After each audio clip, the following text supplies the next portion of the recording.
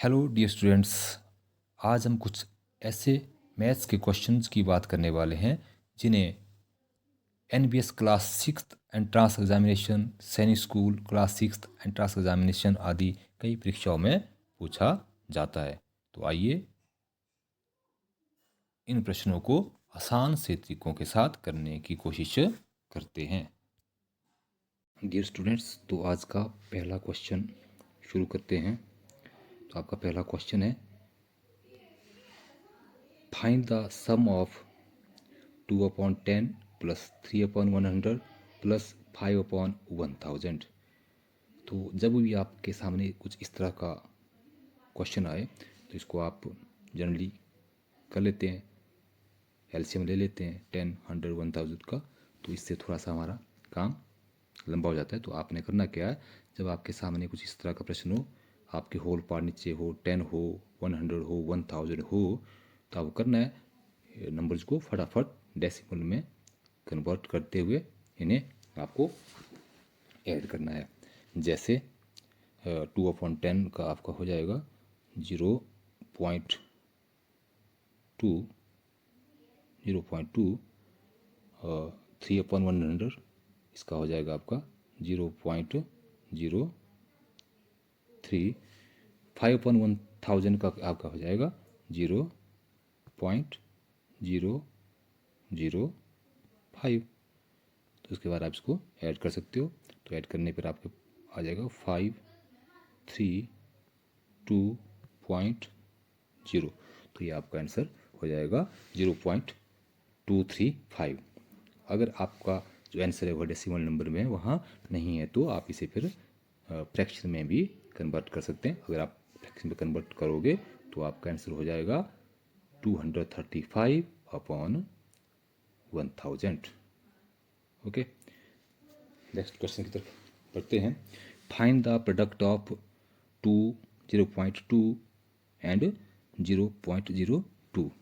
इस तरह का क्वेश्चन हो तो आपने बहुत ही जल्दी आप इस क्वेश्चन को कर सकते हो। फर्स्ट ऑफ ऑल आपने करना क्या है, अगर आप पॉइंट को इग्नोर करते मल्टीप्लाई करेंगे तो आपके पास नंबर्स क्या रहेंगी, 2, 2, 2। तो इसको मल्टीप्लाई करके हमारे पास आ जाता है 2 2 जार 4, 4 2 जार 8। तो ये तो आपको आ गया मल्टीप्लाई करके 2 2 जार 4 2 जार 8। अब आपने देखना कि मल्टीप्लाई कर देते हैं, उसके बाद आपको पॉइंट के आगे कितने प्लेस छोड़ने हैं। तो देखो इस बार फर्स्ट 0.2 में 1 प्लेस बन रहा है और 0.02 वाले जो नंबर है आपके पास इसमें 2 प्लेस और बन रहे हैं, तो टोटल आपके 3 प्लेस बन रहे हैं। तो आपने करना क्या है, एक प्लेस तो 8 का बन गया हुआ है, 8 का। उसके बाद आपने क्या करना है, एक और जीरो लगा देते हैं, एक और लगा देते हैं। अब हम पॉइंट लगा लेंगे तो हमारे पास आंसर हो जाएगा 0.008। नेक्स्ट क्वेश्चन की तरफ चलते हैं। नेक्स्ट क्वेश्चन है हमारा, कन्वर्ट 4 इंटू परसेंटेज।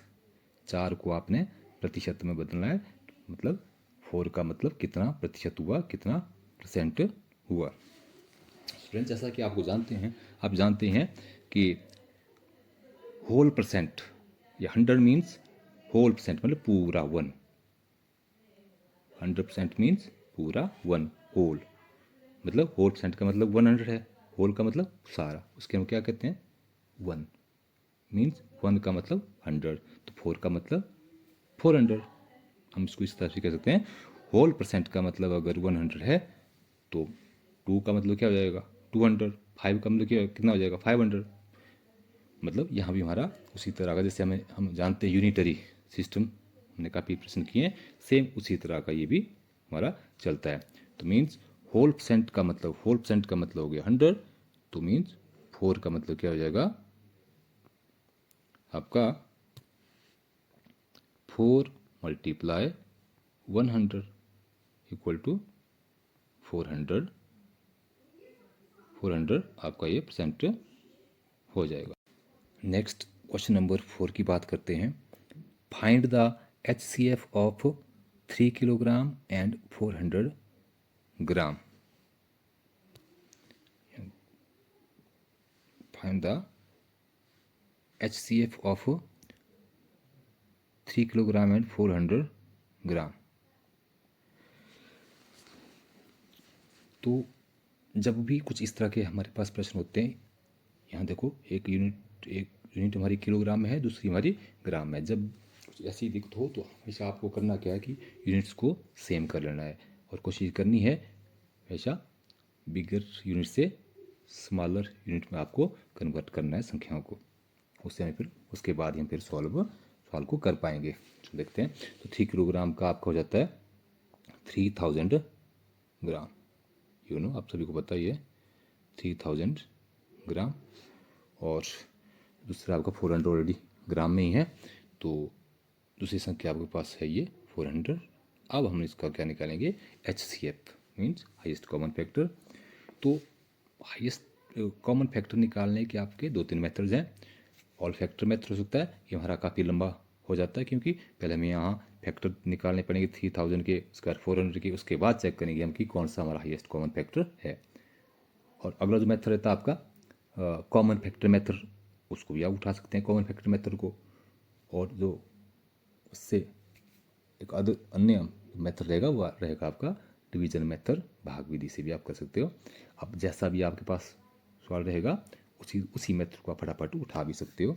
तो क्योंकि अगर हम इसको कॉमन फैक्टर मेथड से उठाएंगे, कुछ इस तरह से उठाएंगे, तो ये हमारा काफ़ी लंबा हो जाएगा। जैसे इन दोनों का पहले कॉमन जो फैक्टर लेंगे तो 2 है, ओके। 2 जब तक 2 से हम डिवाइड होता है तब तक हम 2 से करते रहेंगे, लेकिन इससे हमारा ये वाला सवाल जो है काफ़ी लंबा हो जाएगा। तो हम कोशिश क्या करेंगे, अब हम इसको डिवीजन मेथड से करेंगे। तो उसमें क्या होता है कि स्मॉलर जो संख्या है उससे हम बिगर को डिवाइड कर देंगे, 3000 को 400 से कर देंगे, ये हमारा डिवीजन मेथड है। लेकिन यहाँ इस बात का ध्यान रखना होता है कि आपको पूरा डिवाइड करना होता है। 400 का सीधा अगर टेबल पढ़ेंगे तो हम 7000 कर सकते हैं, 400 7000 जाएगा आपका 2800। यहाँ से बच के क्या हो गया आपके पास 0 0, यहाँ से हो गया आपका 2, और उसके बाद आपका फिर जो 200 बच गया, 200 से हम क्या कर लेंगे, जो पीछे हमारे पास 400 को कर लेंगे हम, और उसके बाद 400 को हम डिवाइड करेंगे। तो अभी देखो 200 का टेबल पढ़ेंगे, 2 जा हो गया आपका 400, और इससे हमारा ये कुछ नील हो चुका है। अब जिसने नील किया, किसने किया, 200 ने जो है हमारे पास रिमाइंडर को 0 कर दिया है। इसलिए इन दोनों ही संख्या का तो जो HCF होगा वो 200 ग्राम होगा, ठीक है। लेकिन दूसरी बात हाँ मैं कहना चाहता हूँ कि अगर हम इसको, अभी हम शुरू किया था कॉमन फैक्टर मेथड, तो इससे हमारा ये वाला सवाल लंबा हो जाता। हाँ, शुरू में जब आप कंसेप्ट को क्लियर कर रहे हो तो आप कॉमन फैक्टर मेथड का भी यूज कर सकते हैं। देखते हैं नेक्स्ट में कुछ इस तरह का सवाल आएगा तो हम इसे सॉल्व भी आपको करके देंगे। नेक्स्ट क्वेश्चन नंबर 5 की बात करते हैं। How many natural numbers are there in 3 digits. आपसे प्रश्न पूछा है कि भी 3 अंकों वाली कुल कितनी संख्याएं हैं। तो ये तो आपको पता है कि 3 अंकों वाली सबसे बड़ी संख्या क्या है, 999। 3 डिजिट्स ग्रेटेस्ट नंबर क्या है, 999। इसके बाद हमारे पास कोई भी नंबर नहीं है। बट जब हम संख्या 1 से लेकर 999 तक पहुँचे हैं तो क्या सभी संख्याएं 3 अंकों वाली थी, नहीं। 999 तक पहुँचते पहुँचते हमारे पास 1 डिजिट वाली भी थी, 2 डिजिट वाली भी थी। तो हमें करना क्या है कि 999 से आगे तो कोई भी नहीं है नंबर 3 डिजिट वाली, लेकिन 999 तक पहुँचते पहुँचते हमारे पास 1 डिजिट वाली और 2 डिजिट वाली नंबर्स भी थी, उनको हमें हटाना है। और उसके बाद हमारे पास बच जाएंगी 3 अंकों वाली संख्याएं। तो 1 डिजिट वाली और 2 डिजिट वाली कहाँ खत्म हुई है आपकी, 99 में। 99 तक 1 और 2 डिजिट वाली संख्याएं थी। तो इसको माइनस कर देंगे तो आपके पास बचता है 9 से 9 हटा के 0, 9 से 9 हटा के 0, ये आपका 9 हो जाता है। तो टोटल नंबर्स कितनी होगी, ये 900। नेक्स्ट क्वेश्चन 6, यहाँ आपको बताना है ए पेयर ऑफ को प्राइम नंबर, मतलब सह अभाज्य संख्याओं का एक जोड़ा। तो कोप्राइम नंबर्स वे नंबर होती हैं जिनके आपस में फैक्टर नहीं मिलते, फैक्टर्स नहीं मिलते हैं सिर्फ मतलब 1 के सिवाय। ठीक है, 1 तो सभी का फैक्टर रहता है, आप जानते हैं। तो ऐसा पेयर देखते हैं, जैसे हमने एक संख्या लिखी यहाँ 4, तो 4 के जो फैक्टर्स हैं 1 2 4, आप जानते हैं। दूसरी संख्या अगर हम 9 लेते हैं तो 9 के फैक्टर्स क्या हो गए 1 3 9। तो 1 के सिवाय कोई भी फैक्टर इनका आपस में नहीं मिल पा रहा है। जैसे 1 2 4 आपके 4 के फैक्टर हो गए, 9 के आपके हो गए जाते हैं 1 3 9। तो 1 के सिवाय कोई भी इनका आपस में फैक्टर नहीं मिल पा रहा है। तो इसका मतलब जो 4 और 9 आपस में कैसी संख्याएं हैं, कोप्राइम नंबर्स हैं। नेक्स्ट क्वेश्चन नंबर 7 की बात करें तो find the greatest possible length of a scale to measure exactly 6 metre 25 centimetre, 9 metre 50 centimetre and 12 metre 25 centimetre. तो आपने एक ऐसे स्केल की का पता करना है जो 6 मीटर 25 सेंटीमीटर, 9 मीटर 50 सेंटीमीटर और 12 मीटर 25 सेंटीमीटर को पूरी तरह से माप ले। ठीक है, जिससे हम इनको पूरी तरह से माप सकते हैं। तो यहाँ भी देखने वाली बात है, हमारी यूनिट्स सेम नहीं है। जैसे 6 मीटर 25 सेंटीमीटर और सेंटीमीटर में हम कन्वर्ट करें तो हमारे पास बन जाता है 625 हो गया सेंटीमीटर। और उसके बाद 9 मीटर 50 सेंटीमीटर 950 हो जाएगा, 950 सेंटीमीटर। और उसी तरह से 12 मीटर 25 सेंटीमीटर का अगर कन्वर्ट करें तो क्या हो जाएगा, ये हमारे पास 1225 हो जाएगा। ठीक है, तो अब जहाँ तक निकालने की बात अब करेंगे कि हम पूछा कि आपसे ग्रेटेस्ट पॉसिबल लेंथ, ठीक है, स्केल की पूछा है, इसको इन तीनों नंबर्स को हमने मापना है। ठीक है, तो निश्चित रूप से वो क्या होने वाला है, इनका फैक्टर होने वाला। तो कौन सा फैक्टर निकालेंगे, ग्रेटेस्ट पूछा हुआ है बड़ा, तो HCF निकालने के। अब हम यहाँ जो अभी जैसा कि हमने अभी बताया था कि 2-3 मेथड्स हैं HCF निकालने के। इस सवाल में हम कॉमन फैक्टर मेथड का यूज़ करते हैं। तो चलो ट्राई करते हैं कॉमन फैक्टर मेथड कुछ इस तरह से चलाएंगे। तो यहाँ हम चले आएंगे, सबसे पहले हाँ कॉमन फैक्टर मेथड मीन्स हमने वो फैक्टर पकड़ने जो सबका कॉमन फैक्टर है। सबसे पहले अगर 2 से चेक करते हैं, 2 तो सबका फैक्टर नहीं है, क्योंकि आपको पता है कि 2 की डिविजिबिलिटी का पता है, 3 की पता है, इतना कर तो आपको पता ही होगा। ठीक है, तो हम यहाँ दिख रहा हमें कि 5 इनका सबका कॉमन फैक्टर है। तो सबसे पहले हम 5 से चेक करने की कोशिश करते हैं। तो 5 से अगर हम चेक करते हैं तो 5 का टेबल लेंगे, 12 5 से हो जाता है आपका 60, 2 बच जाता है। तो ये हो गया 5 5 25। उसके बाद आपका 19 595 0 0 हो जाएगा। उसके बाद ये आपको पता ही 12 है, तो 5 2 हो जाता है 10। उसके बाद आपके पास बचता है आगे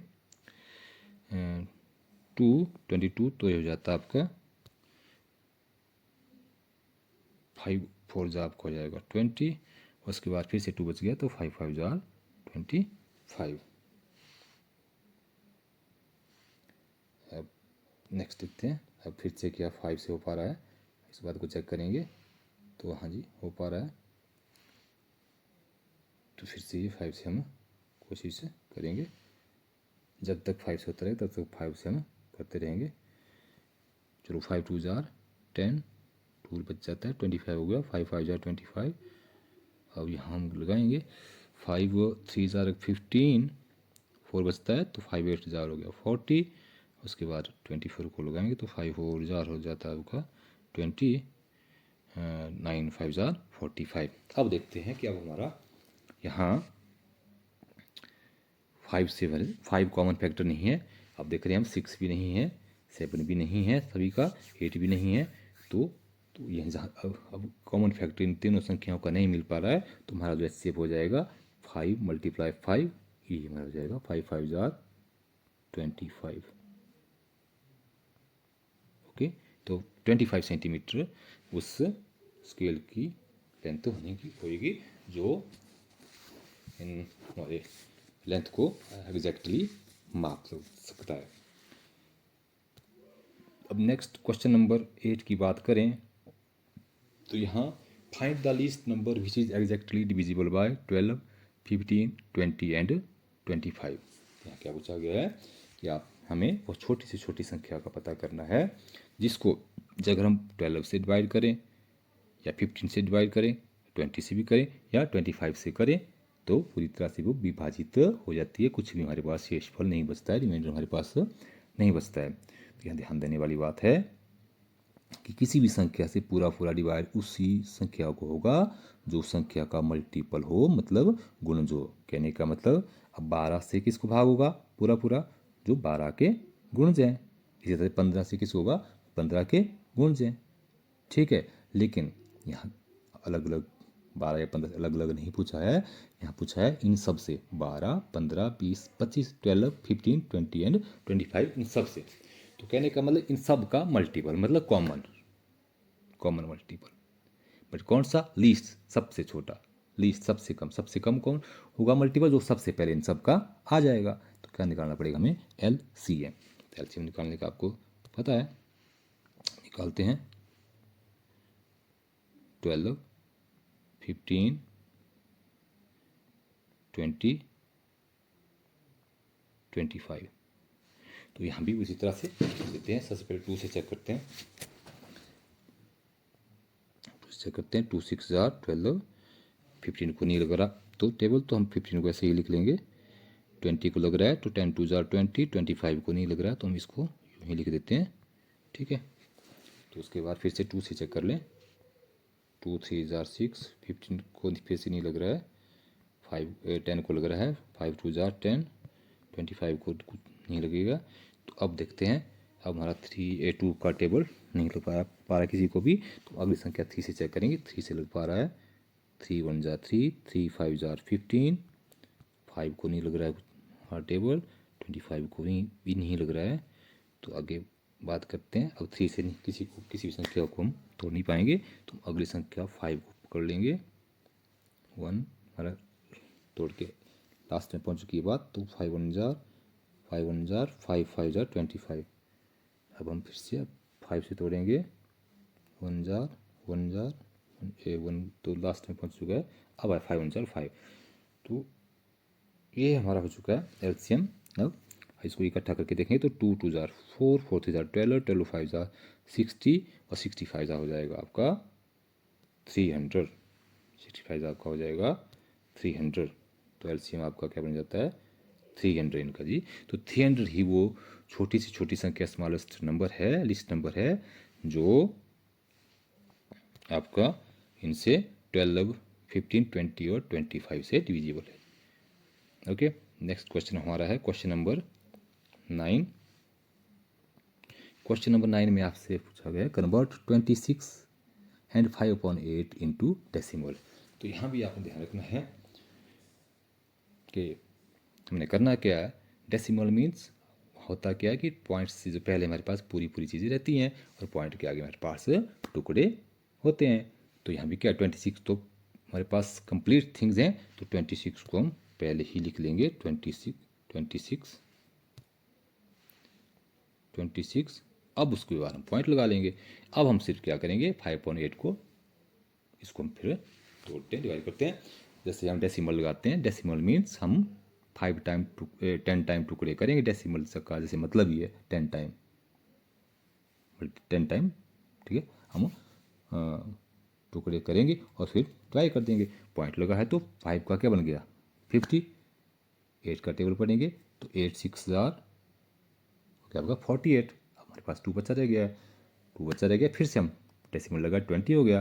तो 8 का टेबल पढ़ेंगे तो 8 2 हो गया हमारे पास 16। अब हमारे पास क्या बच गया है 4 का फिर से हमारा डेसिमल लगा है, डेसिमल में 10 टाइम टुकड़े करते रहेंगे हम, तो 4 का बन गया 40, तो 8 5 जार 40, ये हमारा हो गया आंसर। कई बार करते भी क्या है कि क्योंकि हमारे पास ये होल पार्ट 8 है, फिर आप 8 को 26 से मल्टीप्लाई करेंगे, 5 को ऐड करेंगे, फिर आप डिवाइड करेंगे, डेसिमल में कन्वर्ट करेंगे, तो वो आपका काफ़ी लंबा प्रोसेस हो जाता है। तो अगर इस तरह से पूछा गया ऑपरेशन डेसिमल में कन्वर्ट करना है, तो आपने इस तरह का ही तरीका फॉलो करना, आपका काम जल्दी हो जाएगा। नेक्स्ट क्वेश्चन है which is the smallest natural number. Very easy प्रश्न है। तो सबसे छोटी प्राकृतिक संख्या कौन सी है स्टूडेंट्स? जैसा कि आपको पता है कि जब भी हम कोई थिंग्स हम अपनी काउंटिंग करते हैं, चीज़ों को गिनते हैं, तो naturally we start from 1। For example आपको एप्पल्स काउंट करने को दिए गए हैं, तो आप क्या कहेंगे 1 2 3 4। क्या आप 0 से चलेंगे? नहीं, नेचुरली कुदरती हम कहाँ से चलेंगे? 1 से चलेंगे। तो इट मीन तो स्मॉलेस्ट जो नेचुरल नंबर है हमारा वो क्या होता है? 1। स्मॉलेस्ट नेचुरल नंबर हमारा क्या होता है? 1। क्योंकि नेचुरली हम जब चीज़ों को गिनते हैं तो हम 1 से स्टार्ट करते हैं, ना कि हम 0 से। बट यहाँ मैं आपको बता दूँ, बट जब हम सभी संख्याओं की बात करेंगे, पूरी की पूरी संख्याओं की बात करते हैं, होल नंबर, होल का मतलब सारी संख्याओं की बात करते हैं, तो उसमें आपका 0 भी आता है। ठीक है, तो अगर हम whole number, smallest whole number की बात हो, तो आपका क्या हो जाता है फिर? 0 1 2 3, 0 1 2 3 से हमारा एंड सो ऑन आगे आपकी संख्या जब चलती हैं, जब सभी संख्याओं की बात करते हैं, सभी अंकों की बात करते हैं, तो हमें 0 से चलना होता है। बट जब हम नेचुरली काउंटिंग शुरू करते हैं तो हमें 1 से चलना पड़ता है। तो इट मीन्स आपका जो स्मॉलेस्ट नेचुरल नंबर क्या होगा? वो आपका 1 होगा। तो स्टूडेंट्स, ये थे हमारे कुछ ऐसे क्वेश्चन जो अक्सर NBS, सैनिक स्कूल, स्वर्ण जयंती, मिडिल मेरिट स्कॉलरशिप आदि परीक्षाओं में पूछे जाते हैं। आपके बहुत काम आने वाले हैं और ज़रूर इनका रिवीजन करें और अपने पास आप जो भी आपके पास अपनी वर्कशीट्स हैं उनमें इन चीज़ों को अप्लाई करें। ठीक है, जो हमने आपको अभी बताने की कोशिश की है। नेक्स्ट हम फिर से अभी जब तक आपका भी NBS सैनिक स्कूल का जो टेस्ट होने वाला आगामी आपका, तो तब तक हम आपके लिए बहुत अच्छे इस तरह के प्रश्न मैथ से संबंधित, रीजनिंग से संबंधित लाते रहेंगे। और हमारे चैनल को विजिट करते रहें और हमें सपोर्ट करते रहें, कमेंट करते रहें। Thank you very much.